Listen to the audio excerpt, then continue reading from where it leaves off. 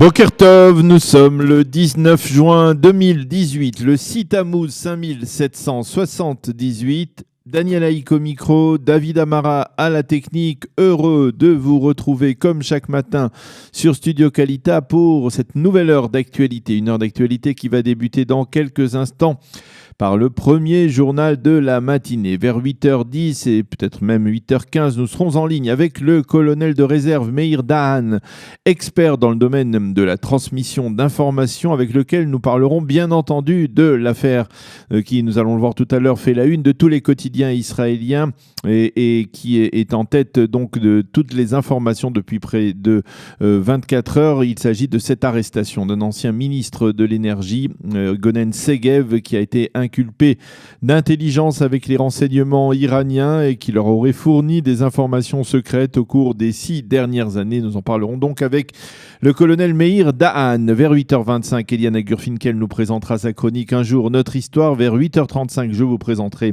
la revue de la presse et des médias israéliens. Et vers 8h45, eh bien, nous serons en ligne avec l'écrivain Georges Bensoussan, qui nous parlera non pas de son procès dans lequel il a été, vous le savez, innocenté, mais qui nous parlera des conférences qu'il donnera au cours des prochains jours en Israël, en particulier de la conférence qu'il doit donner jeudi à Jérusalem, au centre Frankfurter, sur le thème juif en pays arabes, le grand déracinement. Nous en parlerons avec lui donc vers 8h45.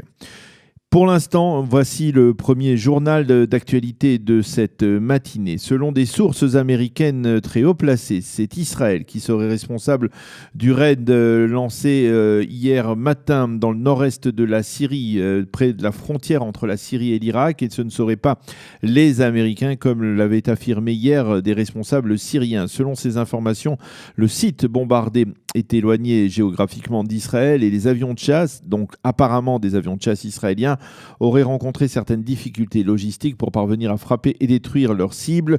Selon des sources syriennes, des dizaines de combattants, en particulier des milices loyales à Bachar el-Assad, parmi elles de nombreux terroristes du Hezbollah libanais, auraient été tués. Au cours de cette attaque, on parle de 40 tués, donc parmi eux de nombreux terroristes du Hezbollah.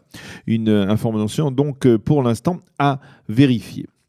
On a recensé hier dans le pourtour de la bande de Gaza une vingtaine de départs de feu provoqués par les fameux cerfs-volants incendiaires envoyés par le Hamas à partir de la bande de Gaza vers le territoire israélien.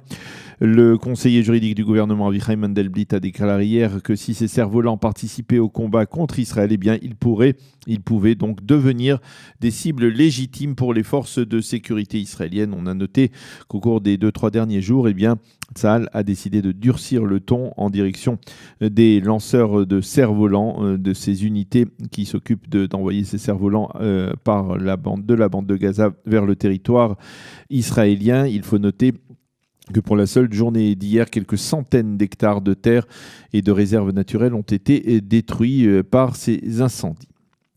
Des membres de la commission de la défense de la Knesset ont d'ailleurs affirmé à ce propos qu'un officier supérieur de Tsahal était ouvertement favorable à des tirs ciblés de snipers contre des lanceurs palestiniens de cerfs-volants piégés. Selon ces députés, le chef de l'état-major de la région sud, le général Ofer Levy, leur aurait dit lors d'une réunion à huis clos de la commission qu'il fallait tirer sur ceux qui lançaient des cerfs-volants, mais a-t-il précisé, des problèmes juridiques empêchaient pour l'instant l'armée d'agir en ce sens. Les députés ont estimé que le général Ofer Levy s'exprimait ainsi contre la position du procureur militaire général qui refuse jusqu'à présent de valider des tirs en direction donc des lanceurs de cerfs-volants. Le porte-parole de Tsahal a déclaré que les propos tenus par ces députés ne reflétaient pas fidèlement la position de l'armée à ce sujet.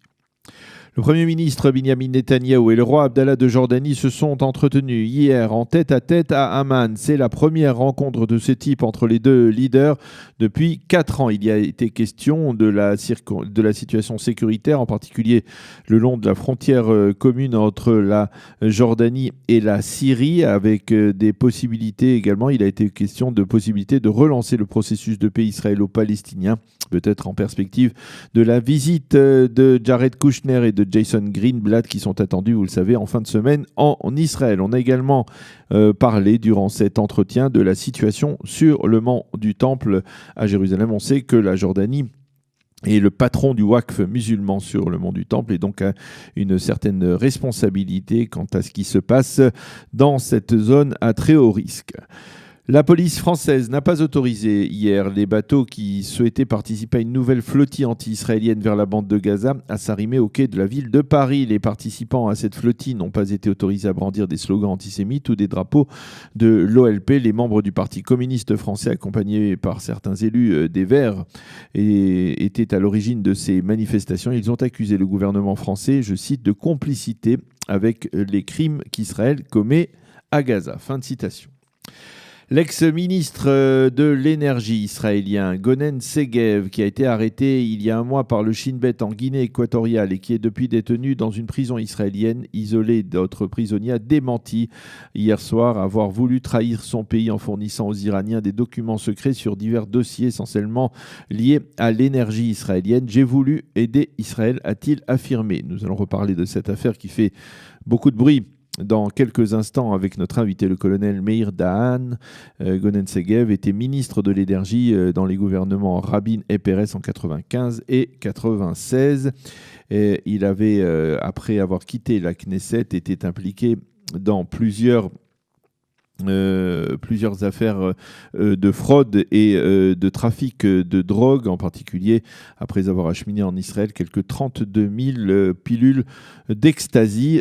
Il avait purgé pour cela une peine de prison de 5 années de détention et vivait depuis maintenant une dizaine d'années au Nigeria, où il avait une petite clinique.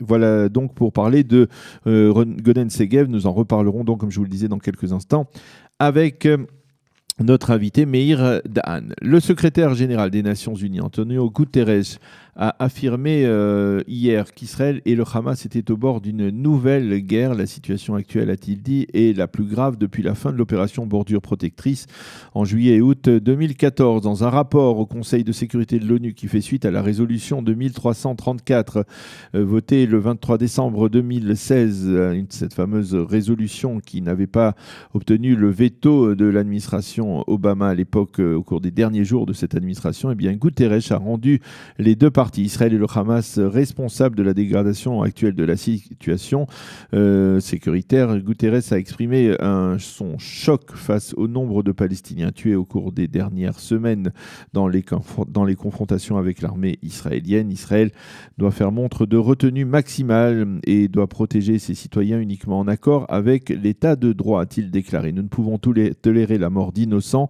de journalistes et d'infirmiers dans le cadre de ces affrontements, a-t-il déclaré, avant d'appeler à la nomination d'une commission d'enquête pour faire le clair sur l'origine de ces tués palestiniens au cours des dernières semaines le long de la frontière entre la bande de Gaza et l'État d'Israël.